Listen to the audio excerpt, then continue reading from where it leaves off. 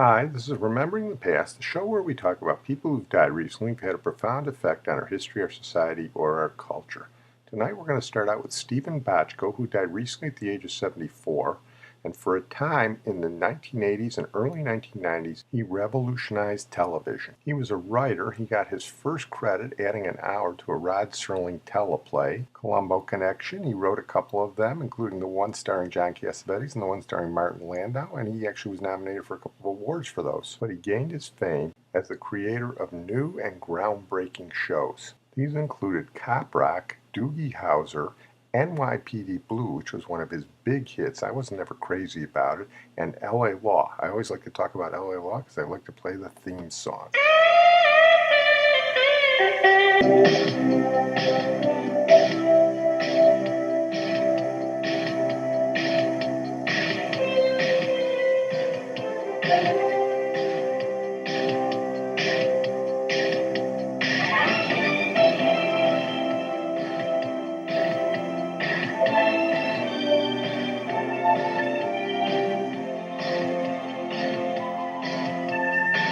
But without question, his opus magnum was his creation of one of the great shows in television history in the early 1980s, Hill Street Blues. With its multiple storylines, complex characters, and often dark humor, it is unquestionably the best police show ever done. And more than that, it paved the way for a new form of television, more gritty and more realistic than that had come before it. It was an ensemble show, but there were many characters. I guess you could say Daniel J. Travanti was the main character, and Bochco used many of his friends from college and from his early days in LA in the series, including his wife for a while, Barbara Bosson, who played Daniel J. Travanti, or Captain Frank Furillo's ex-wife. Travanti was superb as Furillo, the cop who had responsibility without authority, and this is one of the few television shows that lived up to its critical acclaim. It was indeed must-see TV. Here Stephen Bochco talks about the genesis of Hill Street Blues.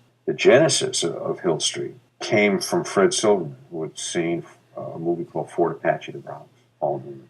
And there was an aspect of that movie that I think enthralled Fred, and it had to do with the personal life of this cop. They wanted something that had to do with the personal lives of cops. I didn't particularly want to do another cop show. Mike Kozel didn't particularly want to do another cop show. The reason Michael and I were meeting with them together was, at my urging, actually, MTM had made a writer's deal with Mike, which was coming to a close. And he really hadn't done it for one reason or another. So Stu Irwin said, would you work with Michael on a pilot for NBC? I said, sure, I love Michael. You know, I'd had my brains beaten in so badly on Paris. I thought having a partner would be a great thing, you know. It was off that we had these meetings. And he didn't want to do a cop show. He'd worked on a cop show. I worked on cop shows. We didn't feel like we had a whole lot to bring to the party, you know, that was fresh. But they were insistent that that's what they wanted. So Michael and I went off to talk about it. Off that conversation, we agreed that we would do it on one condition, which we assumed would kill the deal right there. And I said to Brandon, I said, we'll do this pilot for you on the condition that you leave us completely alone to do whatever we want. And he said, okay. Now we're stuck with it. So we go back and we start. And this is in January already for something that has to be in front of the cameras in March. So not a lot of time. So we instantly started writing. And it was one of those remarkable experiences where, you know, Michael, such a good writer and so imaginative, and had so many characters rattling around in his trunk over the years. And then I had a whole bunch of characters and ideas rattling around in my trunk. And two of us just sort of, bam, came together on this thing. And we started to work in about 4 days into it. We got a big blackboard in the office, and we started scribbling things and characters and things and stories and this and that. About 4 days in, we got a call from somebody at NBC saying, so when are you guys going to come in and tell us your story? And I said, well, we're not. What do you mean you're not? Got to come in and tell us your story. I said, no. I said, you told us we could just go off and do this thing with no interference from you. And we're taking you at your word. And I said, and if you'd just be patient for about another 5 days, we'll have a script. And we did. We wrote that script in 10 days. It was remarkable. It was a great, great script. Everybody loved it. And then we wound up getting this 3-page, single-spaced memo from Broadcast Standards. You can't say this, you can't say this, you can't. So we went over to have a meeting. And I said to Michael, I said, well, let's not just argue with them about anything. Let's just hear what they had to say. So now they start going through their list of things, and because we weren't fighting them on anything, it's sort of in the vacuum. They eliminated like half their own just as they went. Oh, well, and at the end of the meeting, I just got up and said, you know what, we can't do this project.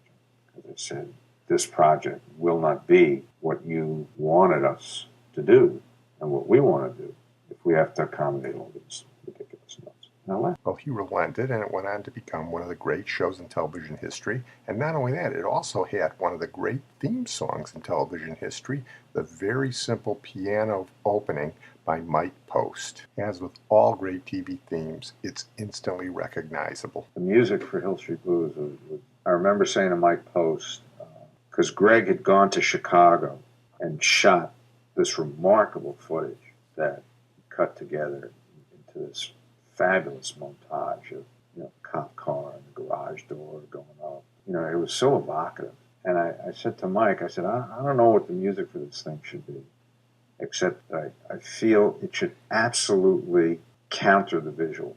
It shouldn't support the visual, it should contradict it, because I think that'll make a real statement about what we're doing here. I said, I can't be more specific within that, except that I don't want us to have a theme that is typical of any cop show ever.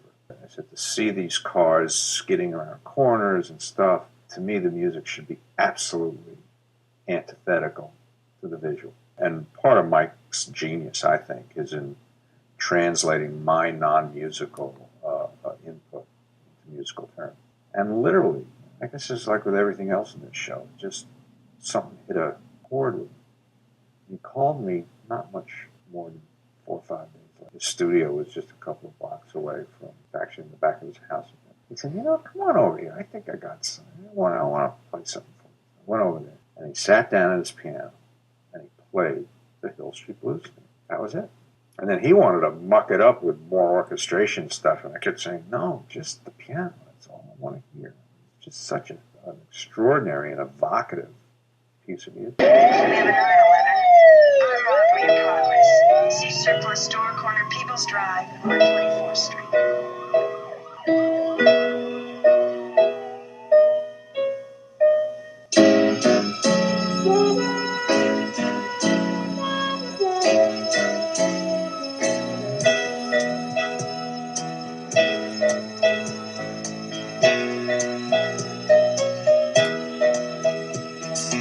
Here's how good Hill Street Blues was. It's almost 40 years, and you watch it today and it still holds up. And there are very few television shows you can say that about after 40 years. Well, we're going to move on now to the wives of 2 famous people, both of whom had a dark side. The first is Winnie Mandela, who died recently at the age of 81. She, of course, was the wife of Nelson Mandela. And she's one of these people you're going to have to draw your own conclusions on, because it was a very mixed legacy. Before we discuss the positive and the negative, let's go with Reuters on the death of Winnie Mandela. South Africa's anti-apartheid heroine Winnie Mandela has died at the age of 81. Winnie was the former wife of South Africa's first black president, Nelson Mandela. My husband has been fighting for the liberation of the African people. During his 27-year incarceration, she campaigned tirelessly for his release. They were famously pictured hand in hand the moment he left prison. In subsequent years, that picture changed. Pretoria has failed to rule our country. Both were anti-apartheid activists, but while Nelson campaigned for reconciliation with the white oppressors, Winnie built a reputation as a fighter against them. Her uncompromising methods contrasted sharply with her husband as he worked to forge a stable democracy. It killed their marriage and often landed her in the spotlight for the wrong reasons. While she had been hailed as the mother of the new South Africa, later years saw her reputation tainted, legally and politically. She was sacked from her ex-husband's government for corruption, alongside tales of glamorous living. In later years, she described her marriage to Mandela as a sham, and that her true marriage was to her political party, the ANC, calling it the best marriage she'd ever had. Okay, the good on Winnie Mandela. Most of the obits called her the mother of the nation. She did fight tirelessly against apartheid. While her husband was in jail, she campaigned for his release. She was tortured and subject to repeated house arrest.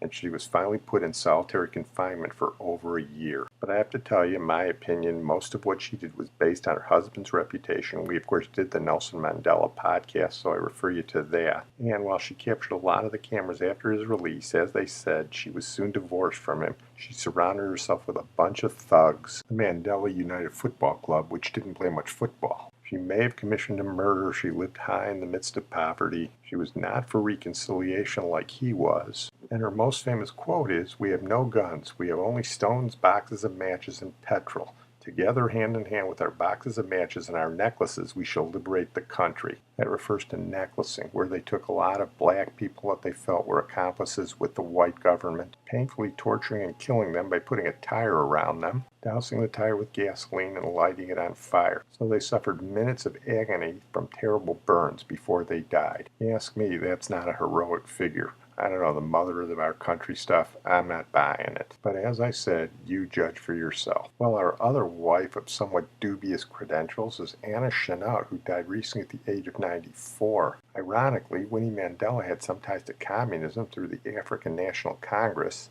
Anna Chennault was the exact opposite. She was a staunch anti-communist. Her husband was Claire Chennault, who was the leader of the Flying Tigers. That was the air force that the United States put together to support China against the Japanese in World War II.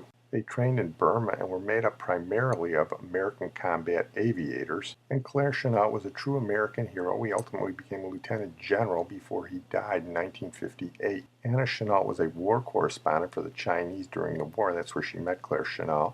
She married him in 1947, and she fought tirelessly for Chiang Kai-shek against Mao before Mao took over China in 1949. She moved to Washington, and after her husband died, she became sort of a social doyenne in Washington from her apartment at the Watergate complex. She may have had ties with the CIA. She definitely had ties with the Republican Party, and that's where she got caught up in her most notorious affair. And I gotta tell you, I'm not too crazy about this one either, anti-communist or not. In the spring of 1968, Lyndon Johnson announced he would not run for president in the 1968 election. He was just too unpopular because of the Vietnam War. At this point, you've got Robert Kennedy and Gene McCarthy running, but the favorite was definitely Vice President Hubert Humphrey, who was a very good man and was sort of trapped by the Johnson war policy. In the weeks before the 68 election, Johnson announced plans to suspend U.S. bombing in North Vietnam as an attempt to jumpstart peace talks in Paris. Richard Nixon was the Republican nominee, and he feared an agreement to end the Vietnam War could tip the election to Humphrey. According to the Washington Post, Nixon's campaign asked Anna Chennault to approach South Vietnamese officials with a request to delay or abandon the negotiations in Paris in an effort to thwart Humphrey. "Hold on," she said to South Vietnam's ambassador to the United States, relaying a message from Nixon's campaign. "We're going to win." The back-channel meeting was wiretapped by the FBI, and a furious Lyndon Johnson listened to Mrs. Chennault's message. "This is treason," the president told Senate Minority Leader Everett Dirksen, referring to the apparent efforts to interfere with U.S. diplomacy. But Johnson said nothing in public at the time.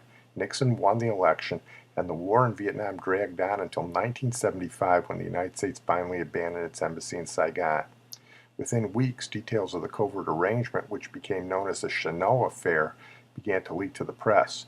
At first, Mrs. Chennault called the story an insult to my intellect, yet in her 1980 autobiography, The Education of Anna, she admitted that she had made overtures to South Vietnam on Nixon's behalf. Until his death in 1994, Nixon denied that he did anything to sabotage the peace talks. But this, of course, is Richard Nixon. You remember him. He's the guy who was famous for telling you that he was not a crook. H.R. Haldeman ultimately revealed that she went to South Vietnam on orders of Nixon. Maybe that was treason, maybe it wasn't. But if you ask me, it's worse than anything Nixon did in Watergate when you think of all the people who died between 1968 and 1975. She wanted an ambassadorship, and Nixon couldn't even give her one because she might reveal what she did under oath during confirmation hearings. Well, I'm going to close on that note. I want to thank my producer and IT genius, Sid Tepps. You got Winnie Mandela with her necklacing, and you got Anna Chennault with her campaign subterfuge. So to close tonight, I'm going to play some Marty Robbins with a song that I think is fitting for the both of them. Devil woman. Oh, devil woman, don't follow me. Devil woman, let me be and leave me alone. I'm going back home.